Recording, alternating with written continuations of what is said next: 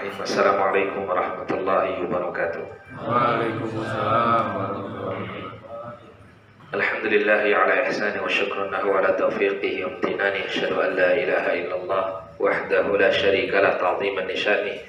Wa asyhadu anna Muhammadan abduhu wa rasuluhu da'iyan ila radwani. Allahumma salli alaihi wa ala alihi wa sahbihi wa ikhwanihi amma ba'd. Ma'asyiral muslimin wal muslimat rahimani wa rahimakumullah. Alhamdulillah, kita bersyukur kepada Allah Subhanahu wa taala karena pada pagi hari ini Allah taala kembali mempertemukan kita untuk melanjutkan pembahasan seputar tafsir surat-surat pendek yang ada di dalam Quran, yang tepatnya pada juz 30 atau sering disebut dengan istilah juz ammah. Kali ini kita akan memasuki Suratul Nasr, surat An-Nasr.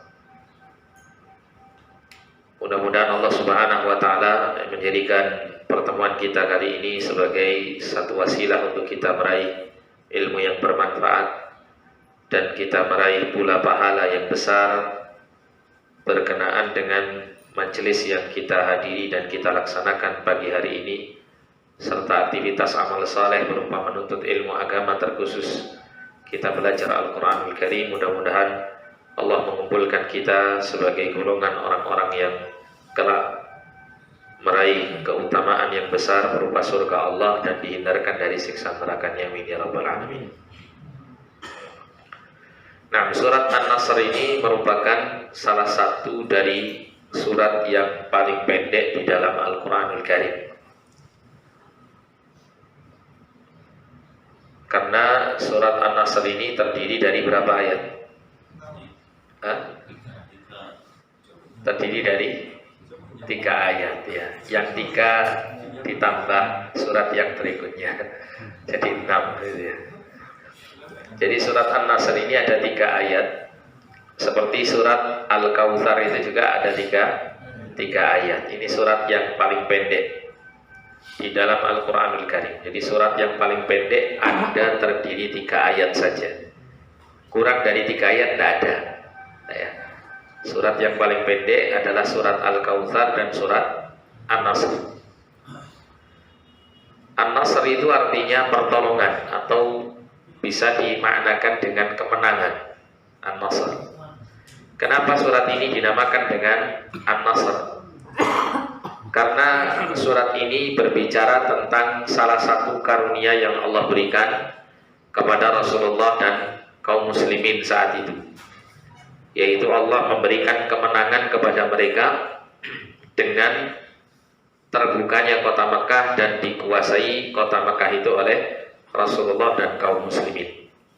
Yang sebelumnya kota Mekah itu dikuasai oleh orang-orang musyrikin, orang-orang Quraisy. Yang sebelumnya ya, Rasulullah ketika hidup di kota Mekah bersama para sahabat yang kala itu jumlahnya sedikit, mereka mendapatkan berbagai macam intimidasi, tekanan-tekanan, kejahatan, kezaliman, penganiayaan, pencelaan, dan segala keburukan-keburukan yang dialami oleh Rasulullah dan para sahabat kala itu, sampai Allah memberikan jalan keluar untuk mereka agar mereka hijrah ke kota Madinah. Kemudian ya, pada akhirnya Allah memberikan kemenangan kepada Rasulullah dan para sahabatnya. Berkenaan dengan surat An-Nasr ini ada suatu riwayat ya, dari sahabat Ibnu Abbas, Abdullah bin Abbas radhiyallahu taala anhuma. Beliau ini merupakan sahabat Nabi yang junior ya, usia beliau masih sangat muda. Beliau menceritakan karena Umar ibn Khattab radhiyallahu an yudni Ibnu Abbas. Ibnu Abbas adalah Umar ibn Khattab radhiyallahu an itu mendekatkan Ibnu Abbas kepadanya, sering memberikan undangan khusus kepada Abdullah bin Abbas untuk menghadiri majelis yang diduduki oleh para sahabat senior. Jadi Umar bin Khattab ketika jadi Amirul Mukminin, jadi khalifah, itu punya majelis khusus. majelis pertimbangan khusus gitu ya. Orang-orangnya pun juga orang-orang khusus yang beliau pilih dari kalangan para sahabat yang sudah tua, para sahabat senior. Namun untuk Abdullah bin Abbas ini beliau memberikan undangan khusus kepada Abdullah bin Abbas karena Abdullah bin Abbas adalah pemuda. Kala itu Abdullah bin Abbas dihadirkan di majelis senior ini, di majelis para sahabat senior ini. Kemudian para sahabat senior mereka mengatakan, ya, kalau memang ya, majelis ini bisa dihadiri oleh para pemuda, maka kami pun juga memiliki anak-anak muda seusia dia, yaitu seusia Abdullah bin Abbas. Namun Umar bin Khattab ya, mengkhususkan Abdullah bin Abbas untuk menghadiri majelis ini karena memiliki keunggulan. Di antara keunggulannya adalah ilmu yang Allah berikan kepada Abdullah bin Abbas.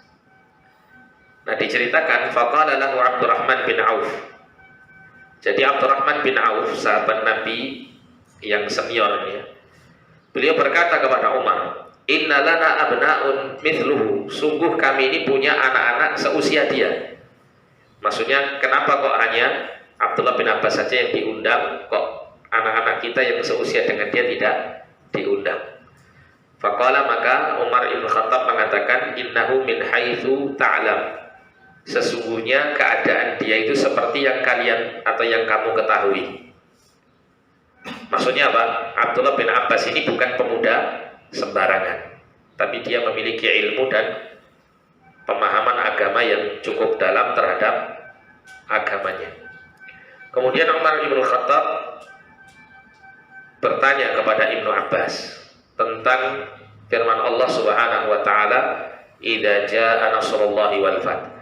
Namun sebelum itu Umar bin Khattab ini bertanya kepada para sahabat senior, bagaimana menurut pendapat kalian tentang surat An-Nasr ini? Idza jaa nasrullahi wal fath wa ra'aitan nasa yadkhuluna fi dinillahi afwaja fasabbih bihamdi rabbika wastaghfir innahu kana tawwaba.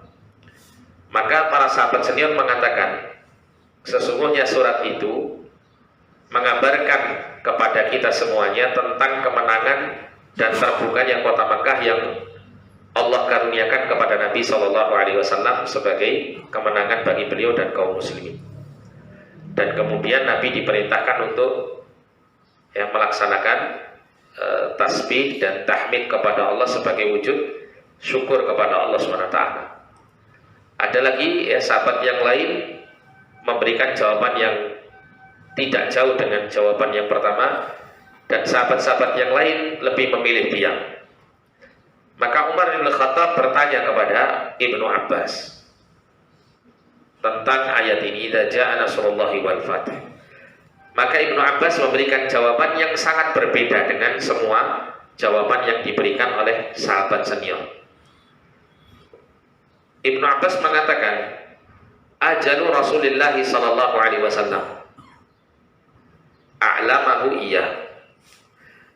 Jadi surat An-Nasr ini turun itu adalah untuk menerangkan tentang ajalnya Rasulullah SAW yang sudah dekat, bahwa Rasulullah ini akan meninggal dunia.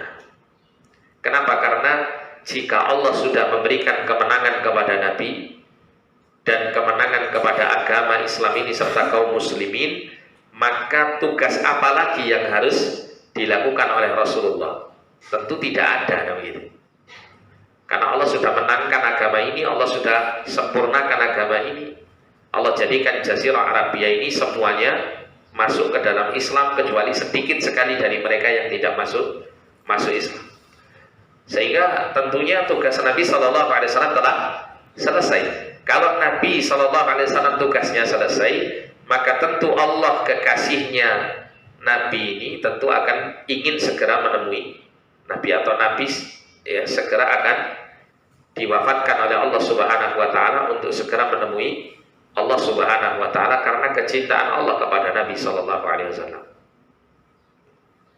Nah, sehingga surat ini mengisyaratkan tentang kaitannya dengan akan wafatnya Rasulullah dalam waktu dekat setelah turunnya surat ini. Maka kata Umar bin Khattab, "Ma'a'lamu minha illa ma ta'lam." tidaklah aku mengetahui tentang surat itu kecuali persis seperti yang kamu ketahui. Jadi Umar bin Khattab ini dia ya, khalifah yang berilmu, ya, punya ilmu yang luas tentang agama. Oleh karena itu ketika ditanya ya tentang isyarat surat ini kepada Ibnu Abbas menjawabnya dengan tepat. Maka Umar pun mengatakan bahwa Ibnu Abbas ini memiliki ilmu seperti ilmu yang dimilikinya, memiliki keunggulan. Nah, ini satu pelajaran besar bagi kita, terutama yang masih usianya ya pemuda. Pemuda itu umur berapa sih? Pemuda itu 40 tahun ke bawah itu pemuda. Kalau 40 tahun ke atas itu remaja namanya.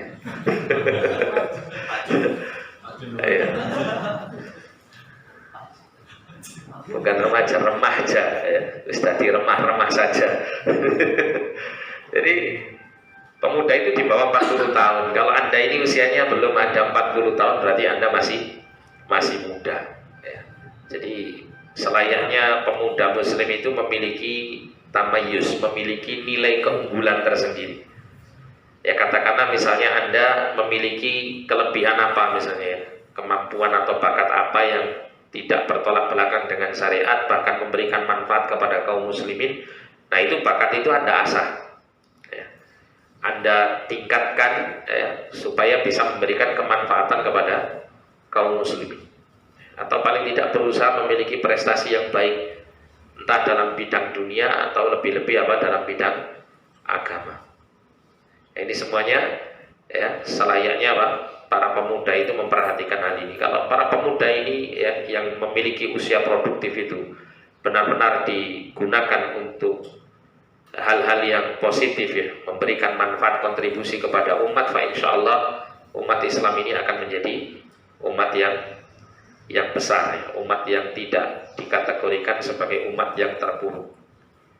Ya karena kita ini banyak dilecehkan atau dipandang sebelah mata oleh orang-orang kafir, diantaranya bukan karena agama kita, tapi karena kesalahan kita di dalam menjalankan agama ini. Kesalahan kita di dalam menghabiskan umur kita, terutama di masa-masa muda ini, yang ternyata nanti pada hari kiamat itu salah satu pertanyaan yang Allah akan berikan kepada kita nanti pada hari kiamat itu ada masa muda, wa an syababihi ya, dan tentang masa muda, fima afnahu, di dalam apa seseorang itu menghabiskan masa mudanya ya. Jadi manfaatkan masa muda ini untuk kebaikan ya, dunia dan akhirat Anda sekalian. Nah kita lanjutkan di sini.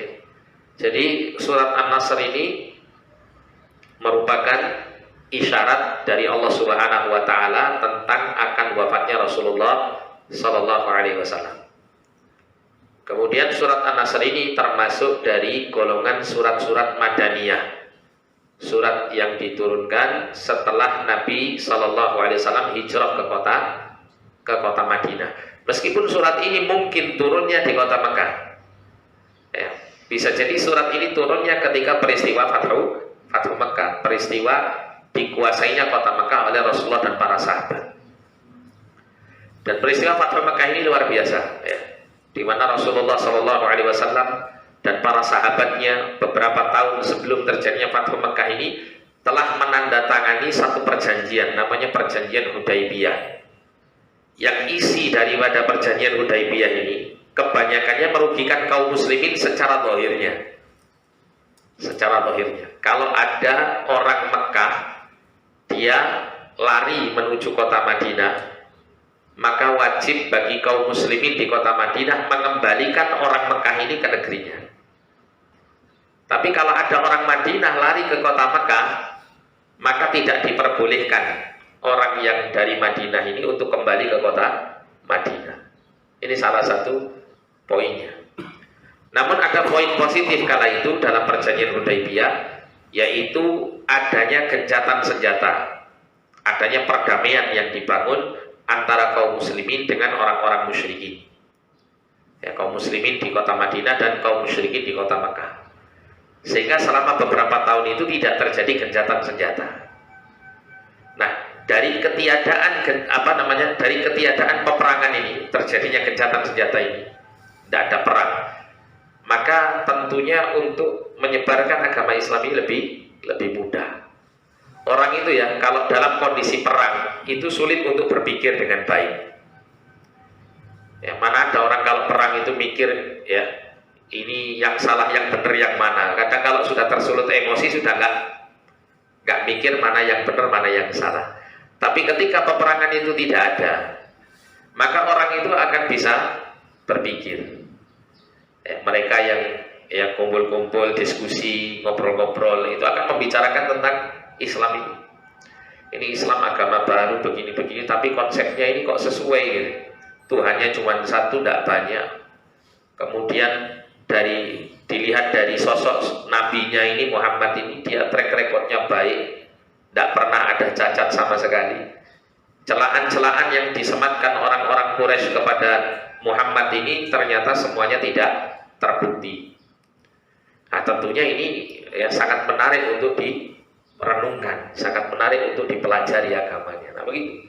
Sehingga Islam ini mudah untuk dipikirkan oleh mereka.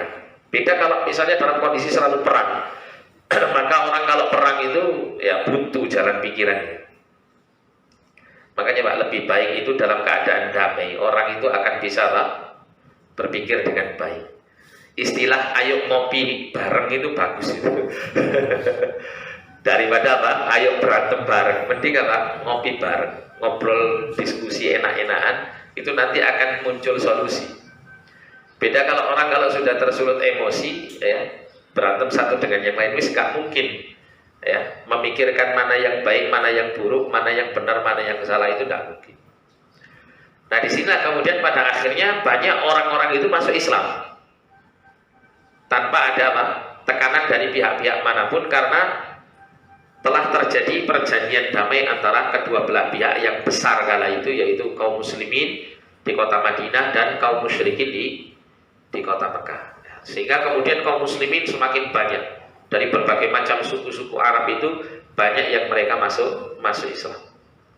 Nah, sampai kemudian kaum muslimin jumlahnya sangat besar, dan itu tidak diprediksi oleh orang-orang kafir Quraisy, karena mereka berpikir nggak mungkin akan terjadi peperangan lagi.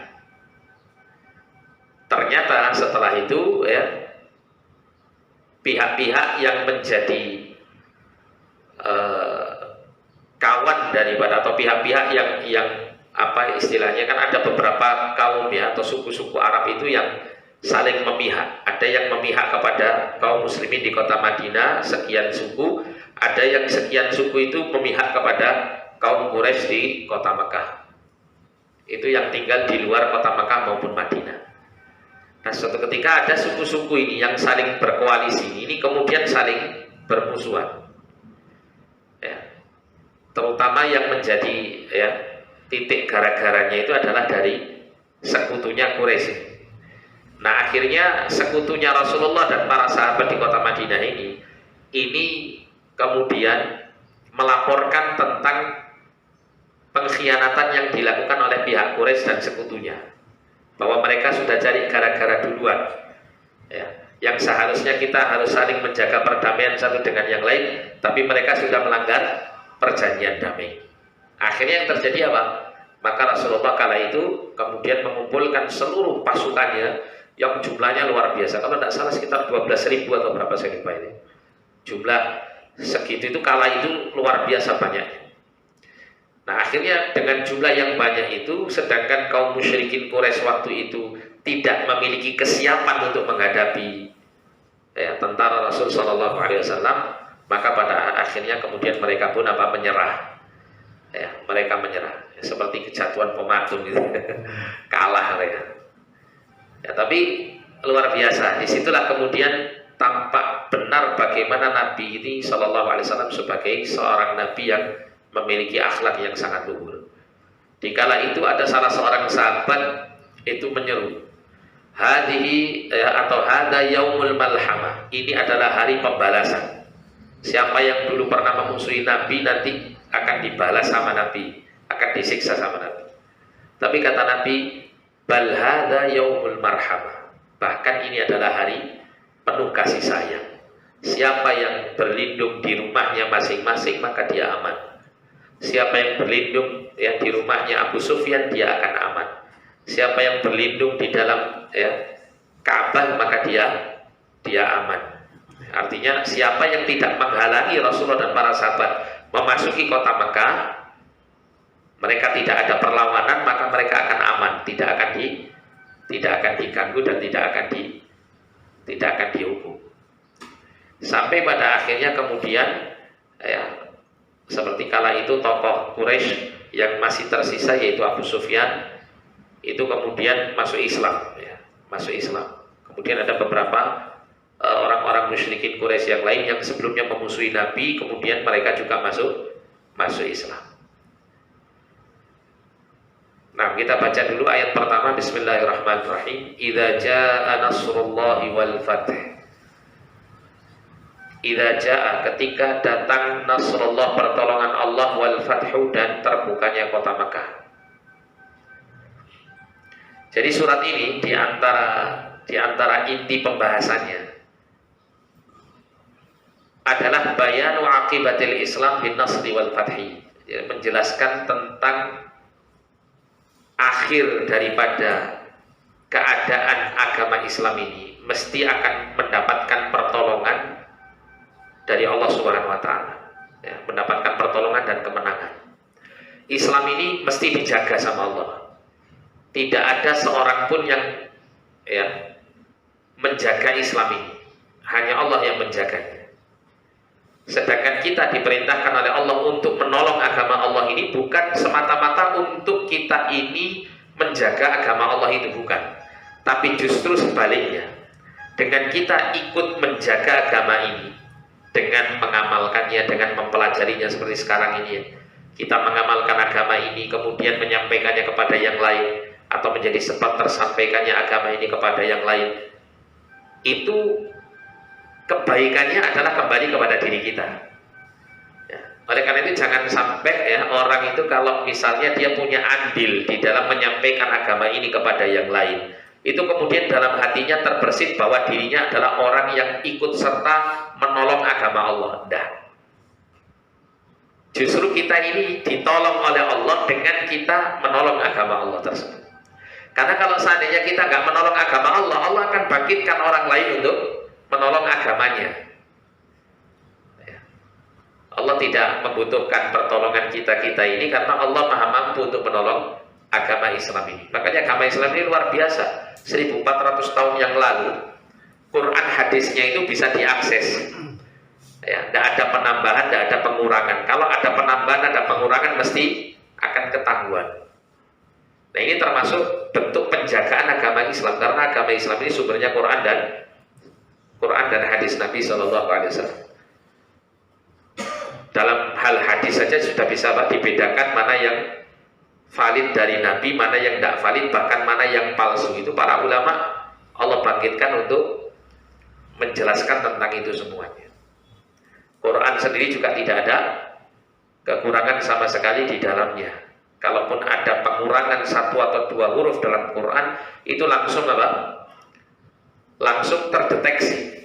Ada orang yang hafal Quran itu langsung akan menyuarakan bahwa ini ada mushaf tertulis kurang huruf alifnya misalnya. Itu akan terlihat di situ, ketahuan. Nah, sehingga ketika kita berusaha untuk menolong agama Allah, itu bukan kita turut andil ya, atau Allah butuh kita untuk menolong agamanya, bukan. Tapi Allah berikan kesempatan kepada kita untuk mendapatkan kebaikan melalui menolong agama Allah ini.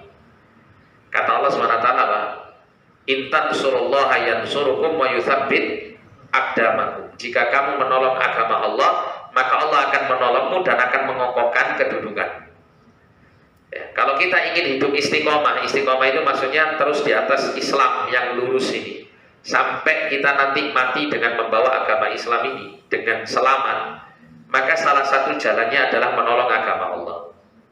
Agar kita ditolong oleh Allah untuk bertakwa, untuk giat dalam beramal saleh, untuk bisa menjauhkan diri dari dosa dan kemaksiatan. Salah satunya gitu ya, yang bisa kita tempuh adalah dengan menolong agama Allah ini. Minimal kita belajar untuk diri kita dan kemudian kita amalkan dalam kehidupan kita semampu yang kita bisa. Itu termasuk bagian menolong agama Allah. Nah, kita lanjutkan ya. Wa ma yushra'u 'inda husuli dzalik. Jadi di antara inti dari surat ini adalah menjelaskan tentang hasil akhir bahwa Islam itu adalah kelak akan dimenangkan oleh Allah, dan apa yang disyariatkan apabila seseorang itu mendapatkan kemenangan bersama Islam yang dipegangnya. Kama tusyiru liqurbi ajali Nabi sallallahu alaihi wasallam, sebagaimana juga surat ini merupakan isyarat untuk menjelaskan tentang dekatnya ajal Nabi sallallahu alaihi wasallam. Nah, Allah mengatakan idza jaa nasrullahi wal fath, ay idza jaa nasrullahi lidinika ayyuhar rasul wa i'zazihi lahu. Ya, wa hadatsa fathu Makkah. Jadi ketika telah datang pertolongan Allah untuk agamamu wahai Rasul sallallahu alaihi wasallam, dan Allah memuliakannya untukmu, serta hadatsa fathu Makkah, terjadinya peristiwa fathu Makkah. Ini ayat pertama, ayat berbicara tentang kedatangan pertolongan Allah dan terbukanya kota Makkah. Jadi pertolongan Allah itu adalah kemenangan di atas seluruh musuh-musuhnya.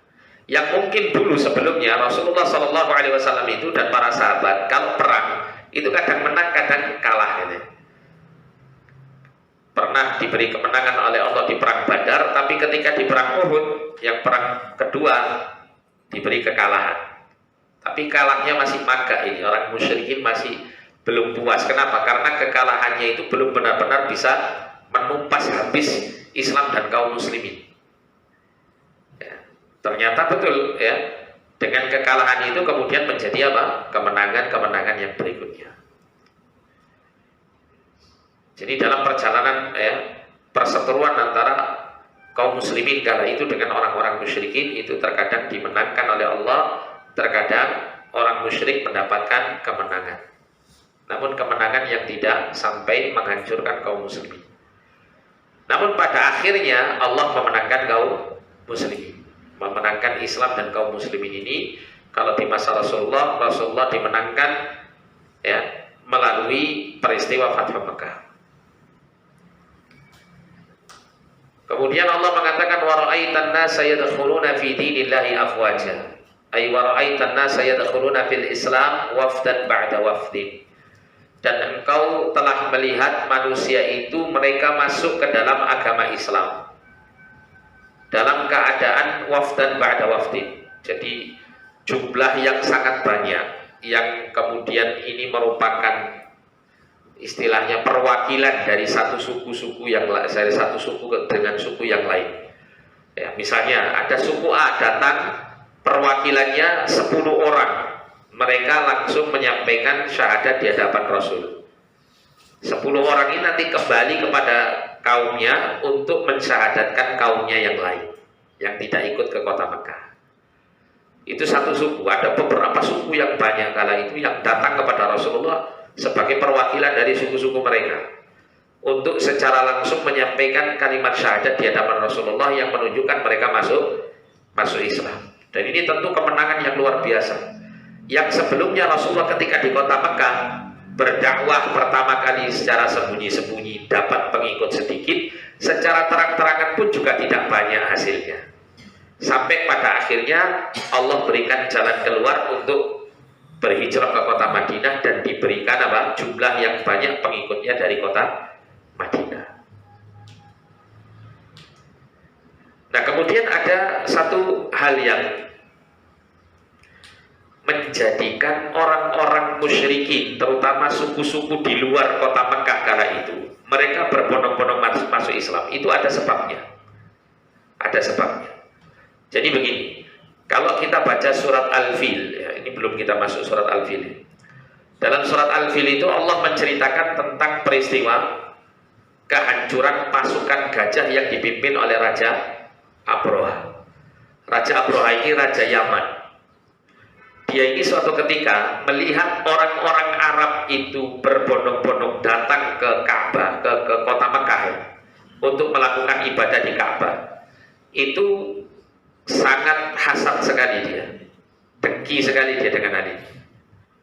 Maka dia menginginkan untuk orang-orang Arab itu semuanya berkiblat kepadanya. Maka dia bikin gereja yang sangat besar, namanya gereja Qolis. Besar sekali gerejanya kala itu ya. Jadi kenapa kok dinamakan Qolis? Dari kata Qolansua itu sesuatu yang menutupi kepala bagi laki-laki seperti sorban dan semacam. Karena saking tingginya gereja ini, orang itu kalau melihat gereja ini sambil nangak itu nanti jatuh sorbannya. Makanya disebut gerejanya gereja Qolis. Ya. Dan kenapa kok bikin gereja? Karena Raja Abroha ini dulu adalah dari Habasyah, dari negeri Habasyah yang sekarang jadi Ethiopia. Waktu itu Habasyah ini adalah negara yang mayoritasnya beragama Nasrani. Nah, Raja Abroha ini beragama Nasrani. Dia bikin gereja yang sangat besar. Tujuannya apa? Untuk memalingkan orang-orang Arab itu dari kecintaan mereka kepada Ka'bah menuju kepada gerejanya. Tapi apa yang dihasilkan? Ternyata apa yang dicita-citakan Abroha ternyata tidak tercapai. Bukan ya hanya gereja itu sepi pengunjung, bahkan ada salah satu orang Arab itu yang merasa ya benci dengan kehadiran gereja ini, apalagi dia mengetahui bahwa gereja ini dibangun untuk menyaingi Ka'bah. Sedangkan orang-orang Arab itu sudah sangat cinta kepada Ka'bah karena sudah turun-temurun mereka ya mengikuti agama Nabi Ibrahim alaihissalam yang sampai pada akhirnya kemudian diselewengkan oleh mereka gitu ya. Tapi kecintaan mereka kepada Ka'bah itu sangat besar, turun-temurun ya, secara apa ya, dari nenek moyang sampai anak keturunannya itu, keterkaitan hati mereka kepada Ka'bah itu tidak bisa digantikan dengan yang lain. Nah akhirnya apa? Ada salah satu orang Arab itu datang ke gereja itu ya Munsewu ya, sebagai bentuk kejengkelan dia dengan adanya gereja tersebut. Dia buang kotorannya itu tepat di apa, semacam altarnya gereja tersebut, dikotori dengan kotorannya. Nah setelah Raja Abroha mengetahui ini pelecehan yang luar biasa gitu, belum lagi apa kedengkiannya belum terobati dengan tetap adanya Ka'bah. Nah ini kesempatan besar untuk menghancurkan Ka'bah. Dikumpulkan semua tentaranya. Tapi singkat cerita itu nanti kita ceritakan ketika dalam surat Al-Fil. Singkat cerita, ternyata ketika Raja Abroha dengan semua kekuatan besarnya itu ingin menghancurkan Ka'bah, pada akhirnya Allah membinasakan dia dan semua pasukannya. Hancur semuanya, gak ada yang tersisa. Kalaupun ada yang tersisa, akhirnya tinggal di kota Mekah itu ada yang cacat kondisi badannya. Itu yang masih hidup, tapi hancur sudah badannya, banyak yang hancur dan cacat. Sebagai saksi sejarah sebenarnya gitu ya.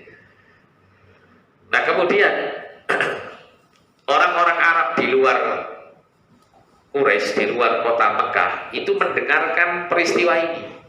Mereka berkeyakinan bahwa Ka'bah itu dijaga betul oleh Allah, sehingga siapapun yang ingin menguasainya, siapapun yang ingin mendominasi di situ, maka Allah akan menghancurkannya seperti Raja Abroha dan pasukannya. Nah, dikala terjadinya Fathu Mekah, Rasulullah dan para sahabat mengepung kota Mekah itu, orang-orang Arab di luar itu punya pikiran, kalau memang Muhammad dan bala tentaranya ini benar-benar adalah membawa agama yang hak dari Allah, maka pasti dia akan bisa masuk tanpa ada hambatan. Tapi kalau memang Muhammad ini adalah orang yang seperti Abroha dulu, punya obsesi ingin menguasai kota Mekah saja dan ingin menghancurkan Ka'bah, maka dia akan dihancurkan oleh Allah SWT dengan sehancur-hancurnya seperti Raja Abroha dan pasukannya. Nah, orang-orang musyrik di luar kota Mekah ini terus memperhatikan peristiwa itu sampai ternyata Rasulullah dan para sahabat masuk ke dalam kota Mekah dalam keadaan aman. Bahkan ada ratusan berhala-berhala, patung-patung yang dibuat orang-orang musyrikin di sekitar Ka'bah itu dihancurkan sama Rasulullah Shallallahu Alaihi Wasallam semuanya. Ya, tinggal murni hanya ada Ka'bah sebagai arah kiblatnya kaum muslimin. Hancur semua apa? Berhala-berhala itu, dan Rasulullah serta para sahabat tidak tertimpa apapun.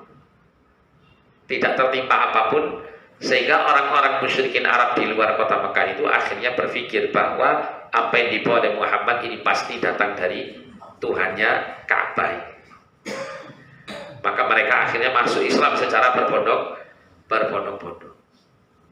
Ini diantara salah satu faktor penyebab orang-orang Arab kala itu masuk Islam ya, secara masif dan berjumlah banyak kala itu. Kemudian surat An-Nasr ayat ketiga Allah mengatakan fasabbih bihamdi rabbika wastaghfir innahu kana tawwaba. Allah mengatakan maka bertasbihlah kamu dengan memuji Tuhanmu dan mohonlah ampun kepadanya. Sesungguhnya Dia adalah Tuhan yang Maha menerima taubat. Ai fa'lam anna dzalika 'alamatu 'ala qurbi intiha'il muhimmah allati bu'itha biha. Ya, maka ketahuilah bahwasanya hal itu merupakan tanda atas kedekatan ya, selesainya atau habisnya perkara penting yang kamu diutus dengan perkara tersebut. Sehingga kau akan pada akhirnya kau akan meninggal dunia. Fasabbih bihamdi rabbik, maka bertasbihlah dengan memuji Tuhanmu, syukran lahu ala ni'matin nasri wal fathi, sebagai bentuk syukur kepada Allah atas nikmat pertolongan, kemenangan dan dikuasainya kota Mekah.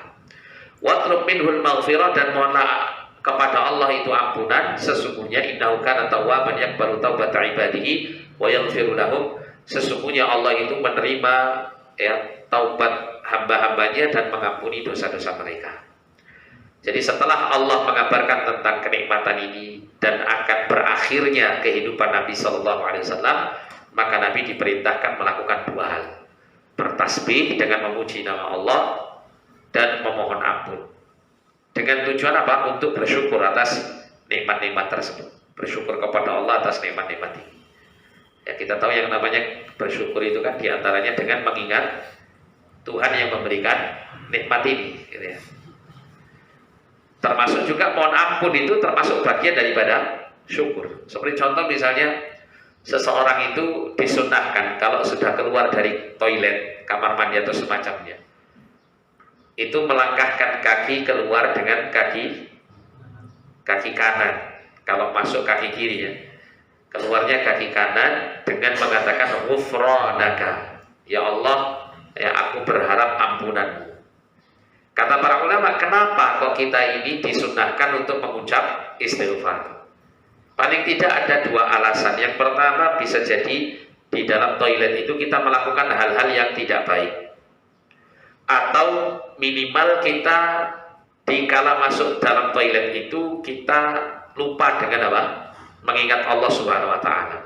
Karena toilet bukan tempat untuk berzikir. Kemudian yang kedua adalah sebagai wujud syukur kepada Allah atas nikmat ya, yang Allah berikan, yaitu berupa apa?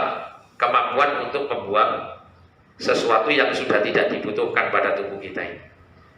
Ya, itu suatu kenikmatan yang selayaknya untuk disyukuri, dan bersyukur salah satunya adalah dengan bentuknya istighfar, mohon ampun kepada Allah. Jadi tepat ya, Rasul itu diminta untuk bersyukur. Demikian pula Rasulullah diminta untuk istighfar sebagai wujud syukur, sekaligus sebagai penyempurna ya kebaikan untuk beliau, karena beliau pada akhirnya akan meninggal dunia tidak beberapa lama setelah kemenangan ini diberikan oleh Allah Subhanahu wa Ta'ala.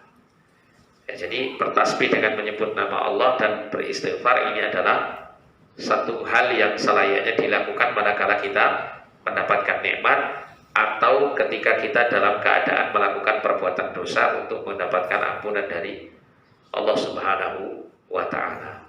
Nah, insyaallah untuk surat yang berikutnya kita akan baca pada pertemuan yang akan datang biidznillah ta'ala. Sampai sini tidak pakai tanya jawab ya, karena sudah 0857. Kita cukupkan sampai di sini. Jazakumullah khairan barakallahu fikum. Kita tutup dengan doa kafaratul majelis. Subhanakallahumma wa bihamdika asyhadu an la ilaha illa anta astaghfiruka wa atubu ilaik. Wa sallallahu ala nabiyina Muhammadin wa ala alihi wa sahbihi wasallam. Wa akhiru da'wana Alhamdulillahi rabbil alamin wa nafu minkum. Assalamualaikum warahmatullahi wabarakatuh. Waalaikumsalam.